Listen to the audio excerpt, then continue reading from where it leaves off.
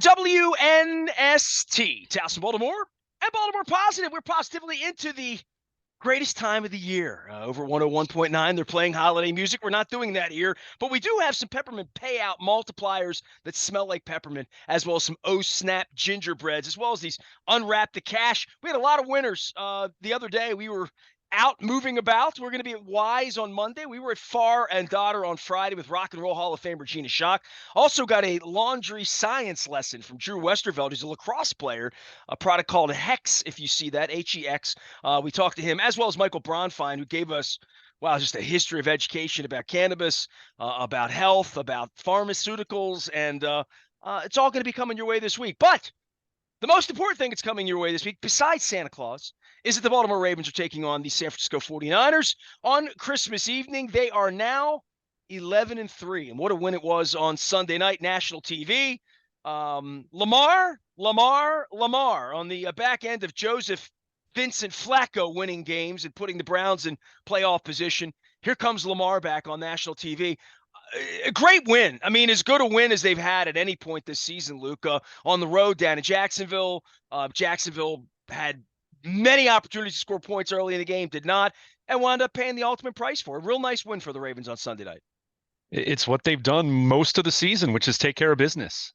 You look at Sunday night's game and you look at what the Ravens did, you look at what Lamar Jackson did, which was a fantastic showcase performance that goes beyond the statistics. And I get it, 171 passing yards, 1 touchdown, 1 interception. That doesn't look incredible. We've seen Lamar run for big yards as he did on Sunday night as well, albeit as a scrambler more so than design runs. But it was just the difference between a legitimate contender, a team that has a legitimate chance to make some serious noise and make a deep run in January, and frankly, Nestor, a pretender. And that doesn't mean the Jacksonville Jaguars won't make the playoffs. They're now in a 3-way tie in the AFC South, but I think the last 3 weeks, you kind of seen the difference of a team that's pretty good, but nothing special, and that's the Jacksonville Jaguars, and a team that has all the potential, all the makings to be special, and that's the Ravens, who are officially playoff bound now at 11-3. Still have a lot of work to do as it pertains to holding on to the number 1 seed, but when you have Lamar Jackson at quarterback playing the way that he's playing, you have a good shot, a great shot against anyone. And we're going to see that on Christmas night. That's going to be put to the test against a team that's playing the best football in the NFL over the last 5-6 weeks in the San Francisco 49ers. But the word that kept coming back to me watching Lamar operate on Sunday night was calm, under duress, offensive line issues, pressure. How many times did he break away? And getting away is one thing, but continuing to look downfield and making throws or deciding to take off, he was just so composed and so calm throughout the night. And I get it. He threw a pick, threw across his body, something that he shouldn't do, although he gets away with that more than most quarterbacks in the league just because of his talents. But he played at such a high level, and the Ravens, we'll talk about the defense, I'm sure, but they did the things that you need to do to win games. They were the better team, and they played cleaner football throughout the night. Not perfect football, but cleaner football throughout the night than the Jacksonville Jaguars did. And you see the difference. This could have been a very, very close game, but it wasn't because the Ravens were better. And like I said, they were the smarter, cleaner football team over the course of 60 minutes on Sunday night. Well, we beat Harbaugh up last week, and your first question was, well, everybody's doing it. Everybody screws up 2 minutes. Everybody screws up the clock. Everybody screws up timeouts. And there goes your proof for Jacksonville at the end of the 2-minute war. I mean, that was just brutal to lose points like that at home, especially after they had missed field goals, especially after the turnover. Going into the half, that was a brutal, brutal thing that Jacksonville did. And then the Ravens pretty much stepped on their throat in the second half. Well, I don't know how much that's coaching as much as that's just Trevor Lawrence has to be better than that. You can't make that throw when Marcus Williams has the guy covered, blanketed underneath. I mean, he's not going to get out of bounds unless Marcus Williams completely blows the tackle. So they had no chance of scoring a touchdown, so you throw the ball away. Well, what you have to do in that spot, I kind of like not clocking it there, but it's got to go to the end zone. Either someone's open in the end zone or you throw it out of the back of the end zone, you take your 3. I mean, I think for me, and this goes back to what I was just saying, how the Ravens just played smarter, cleaner, better football over the course of 60 minutes. I mean, look at that first half. Missed field goal, missed field goal. And I get it, they're two long field goals, but assume you make one of those if you're doing what you need to do. Trevor Lawrence, keep in mind, on the previous drive, just dropped the football. I mean, that wasn't a forced fumble. It just slipped right out of his hand. So that should have been a field goal. And then they should at least get 3 points at the end of the half. I mean, that game, even if Jacksonville doesn't play perfectly, that game should have been 10-9 or easily could have been 10-9, or it could have been 12-10 at halftime. Instead, it's 10-0. And we saw how the second half played out. I mean, that could have been a much different football game. And it just emphasizes once again the margin for error in the NFL is so minute that just a couple critical errors like that, that's the difference of it being a neck and neck, back and forth second half compared to the Ravens being 2 steps ahead. Once they scored and got had a 2-score lead after the long play that Jacksonville got in the third quarter. So, I mean, it's just the Ravens had the much better quarterback. Trevor Lawrence was bad, and I've been a Trevor Lawrence guy. And look, he played brilliantly in the fourth quarter against the Ravens last year in that game where the Ravens had to collapse down there. But I mean, Lamar Jackson was just way better than him and smarter with the football and made better decisions. And it really reflected in what the final score was. So, but yeah, I really look at that game, that first half, the squandered opportunities, and the Ravens squandered some chances as well. They squandered some good field position. Again, they weren't perfect, but Jacksonville just was so bad situationally that it put them behind the 8 ball. It's 10-0 at halftime compared to a 1-point game, a 4-point game, however you want to, speculate. So again, the Ravens played high caliber football, especially on the road. And Jacksonville, who just 3 weeks ago, we were talking about them as a very legitimate, serious contender for the number 1 seed. And well, they turned back into a pretender over the last 3 weeks, dropping 3 straight to the AFC North. So again, you see the difference. You see a football team that in the Ravens, that defense gives up 1 touchdown, and the offense, again, wasn't perfect. Very little from the wide receivers in the passing game. Fortunately, Isaiah Likely did a heck of a Mark Andrews impersonation.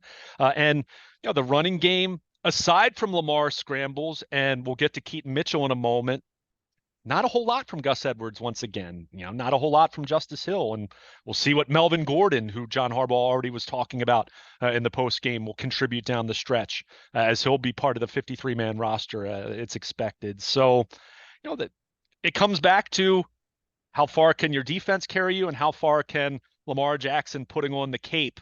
It's a different kind of cape, but it's still the cape. And look, that's how it is with any of these teams that have elite franchise quarterbacks. I mean, Kansas City's the same deal.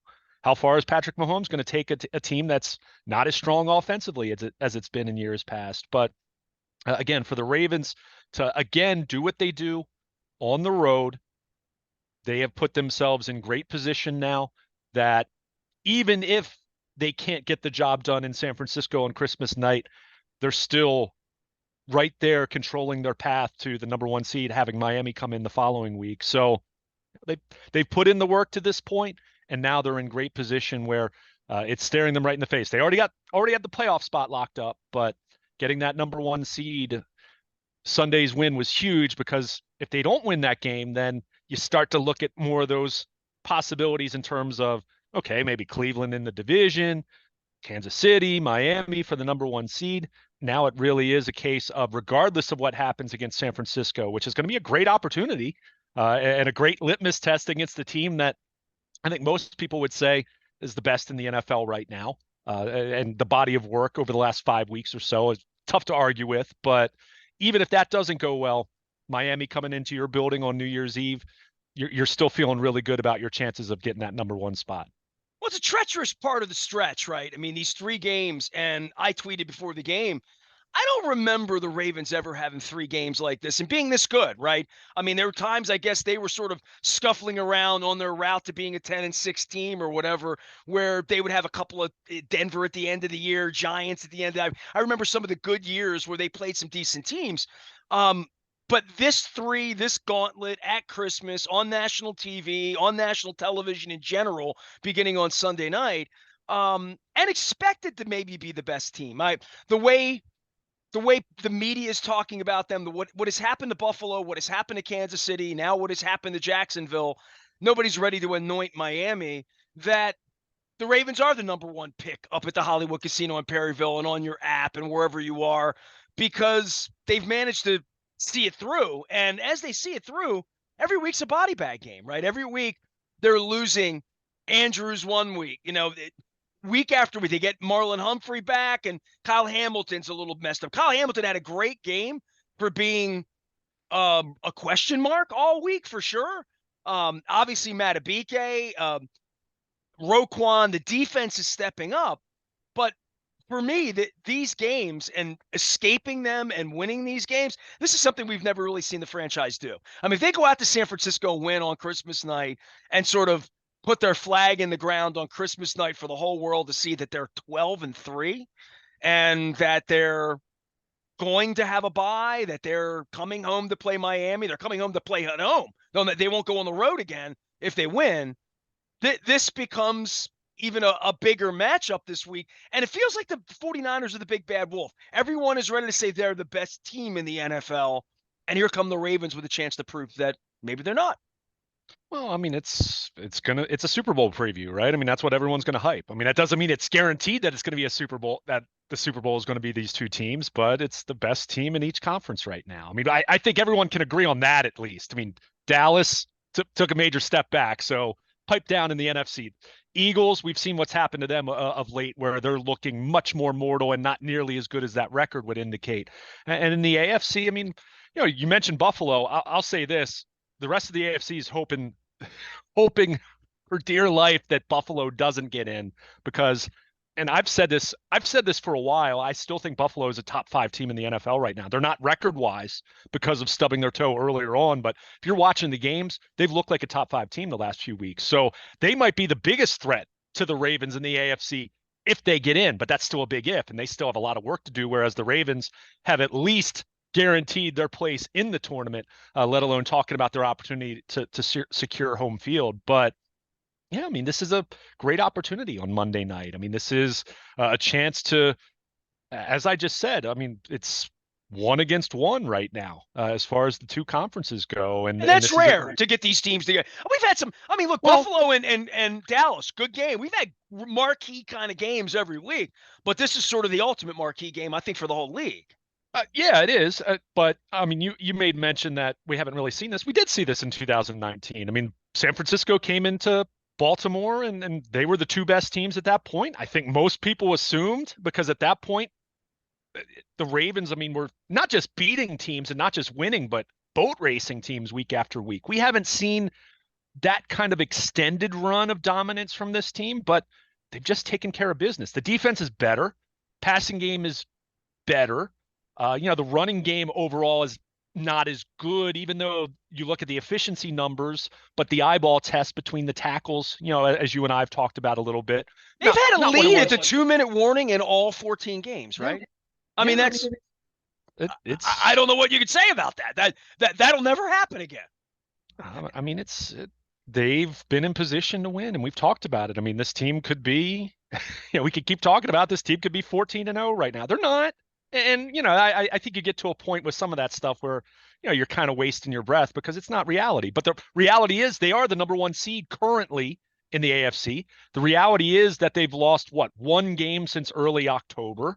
And they haven't, they've lost 1 game on the road. And that's where you take some satisfaction and some confidence into going into San Francisco and having a chance to win against a great 49ers team. I mean, if you beat the 49ers on Monday night, then Ravens are Super Bowl favorites then. I mean, I don't think there's any way to dispute it. And I'm talking in terms of odds makers, in terms of where they are right now, still acknowledging, Kansas City and Patrick Mahomes are still there. and they're still the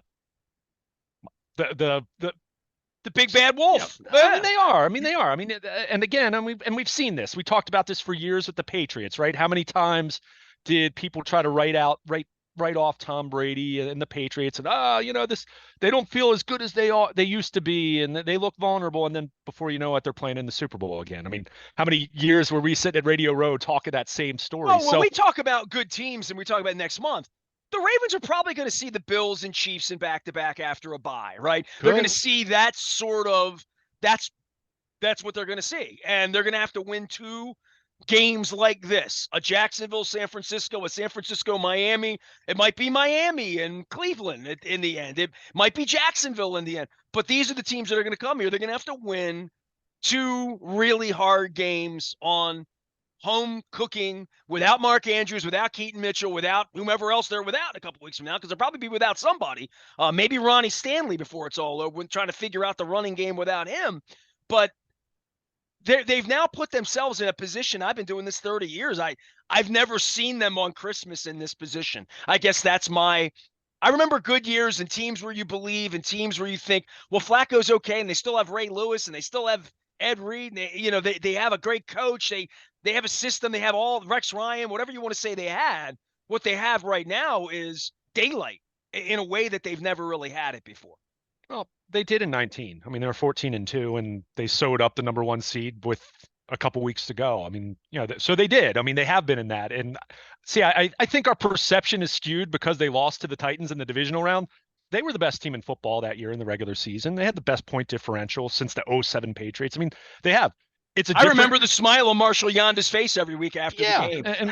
Right. And Marshall Yonda saying it was the best team he ever played with, which he was on the Super Bowl 47 team. So, and Marshall Yonda was not the kind of guy that gets caught up in the moment, So I'll push back on that they haven't been in this position. But I think what's exciting, if you're a Ravens fan trying to not rationalize, because everyone's excited right now, but if you're trying to see where your confidence level is in terms of why January can be different for this team than it has been in recent years, it's because they're more experienced at this point. I mean, they have quarterback's better. He's better than he was in 2019 by a lot. Well, I don't know by a lot. He's different. Let's not dismiss 2019. And this is what, not you, but in general, when people do this, he had a historic season that year. He was phenomenal that year. But he's different. He's more experienced now. He is calmer in the pocket. When the pocket breaks down, he's not taking off quite as quickly. He's looking downfield. He's still scrambling a ton. He's still this team's leading rusher.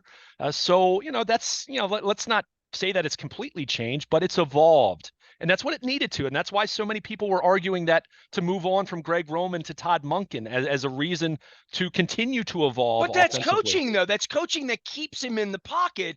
He's clearly doing something he didn't do in Louisville, because when the pocket broke down around, he took off. He took off always. It felt like it was his instinct to take off. That's not who he is right now.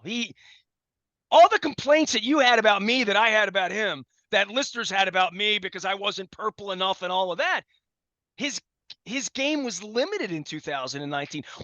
He wasn't willing to look down the field. He didn't have the receivers to look down the field. He didn't have the confidence level or the time, or you would say the calm, to keep his eyes. I mean, when you watch game film of him, when you watch the eye in the sky now, you see where his eyes are all the time, and they have coached him to try to not run. Like even when you see a lane, fake the lane and wait for Beckham to get open. Fake the lane and look out for Bateman. Get rid of the ball. Find Likely down the field. Don't get hit. He's playing.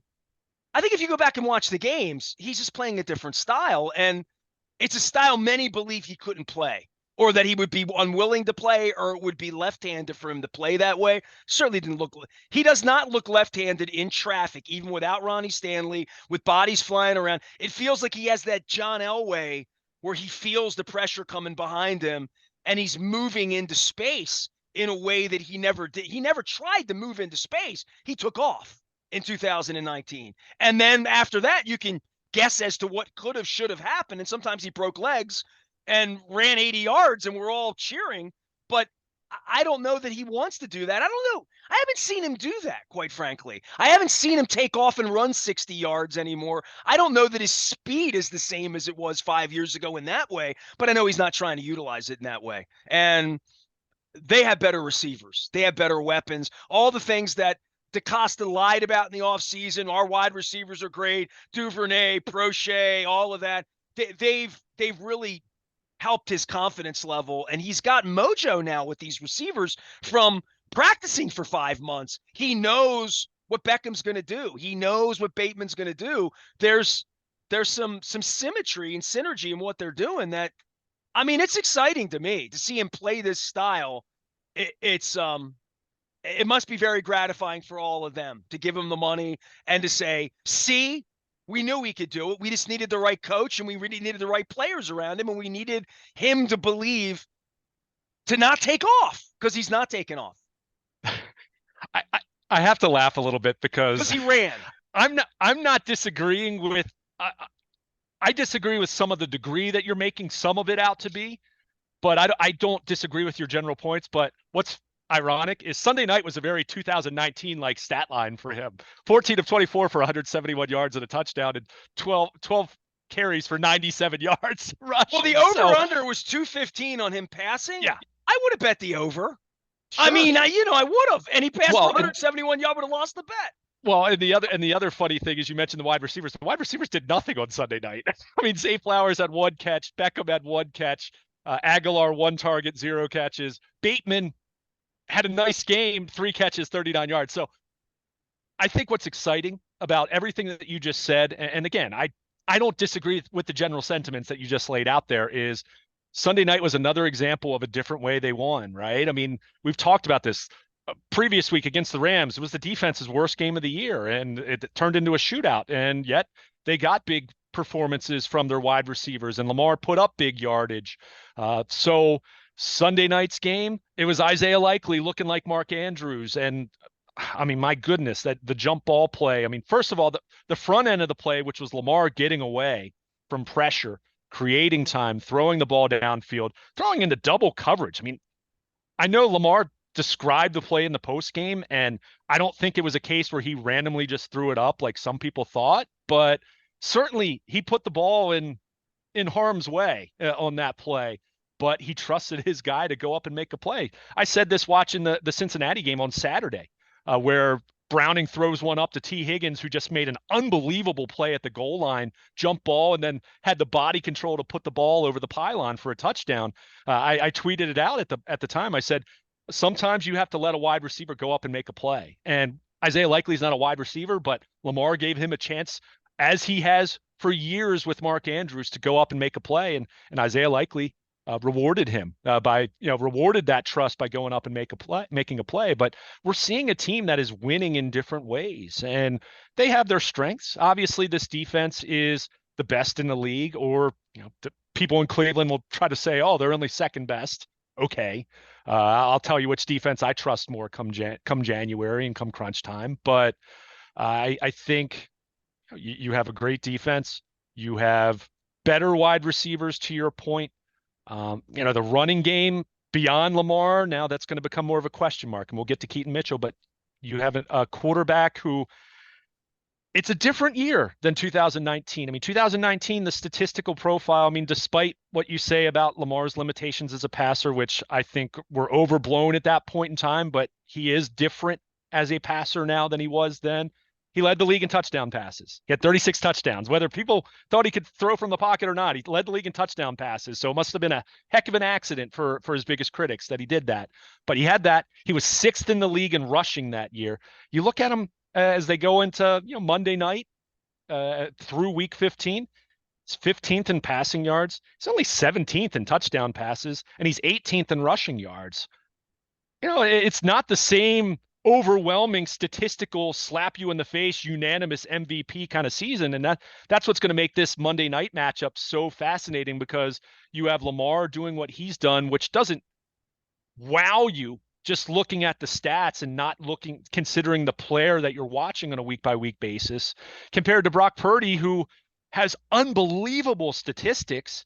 But if you watch San Francisco every week, and look, I think some of the Kyle Shanahan talk about, being quarterback friendly. Yes, that's true. At the same time, Jimmy Garoppolo never did what Brock Purdy is doing. Some of the other quarterbacks that they've had at various points over the last 5, 6 years, never doing anything close to what Brock Purdy's doing. At the same time, if you watch San Francisco and watch the throws he's making to not just open receivers, but wide open receivers, it does, it lends itself to a slightly different perception than just looking at the numbers. So it's going to be fun. We'll have plenty of time to talk about that. But this Ravens team that, you know, they've had a couple games. I saw some people say they haven't played a complete game yet this year. I mean, they did against Detroit.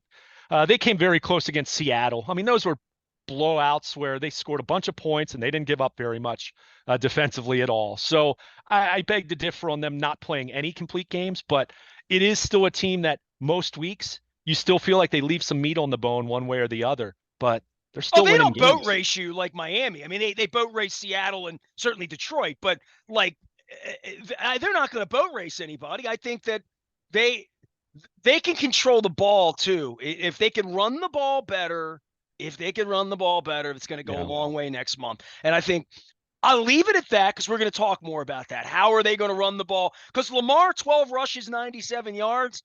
I don't know that I want to see that the next 4 or 5 weeks, right? I don't know that if that's what you have to do to win a playoff game, that's what you have to do.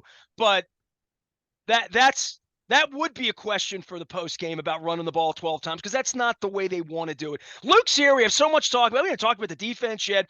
Certainly going to talk about the rest of the division and the rest of the NFL and holiday week where they start playing football, I think, Thursday and they stop like right around Tuesday. So December 22nd, 23rd, 24th, 25th, bowl games, football games, and the Ravens headed out to Santa Clara to take on the San Francisco 49ers. Luke Jones can be found at Baltimore Luke. We can be found at Wise Markets on Monday with former professional wrestler Derek Frazier, as well as John Martin from the Maryland Lottery, be giving away the Unwrap the Cash giveaways at Wise Markets at Honey Go. So come on out. I don't know whether that's sort of North Perry Hall. I always get into this with people. Perry Hall, Nottingham, White Marsh, Upper Perry Hall. Honey Go was a park back in the day. We'll be there on Monday at Wise Markets. Also, Tom Kelso from the Maryland Stadium Authority, trying to count the free money that the citizens of Maryland are going to be giving Mr. Angelos to, I'm sure, sign Blake Snell. I don't think there's any doubt about that. Lots of baseball, tons of football ahead. It is Christmas week around here. Ho, ho, ho. We're in the spirit for the holidays. He's Luke. I'm Nestor. Stay with us. We are WNST, AM 1570, Towson, Baltimore, and we never stop talking crab cakes. Baltimore positive.